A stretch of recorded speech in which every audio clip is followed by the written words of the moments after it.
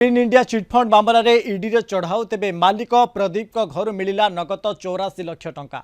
Money laundering निवारण आईन 2002 अर्थात पीएमएलए अनुसार ब्रह्मपुर 4टी स्थान में चढ़ाऊ कर चढ़ाऊ समय ईडी को हिसाब विहीन 84.20 लाख टंका मिलता। यह सहित गोटे अस्थावर संपत्ति डॉक्यूमेंट दलील मर्सिडीज कार गुरुत्वपूर्ण दस्तावेज और डिजिटल डिवाइस जबत करिछि प्रवर्तन निर्देशालय।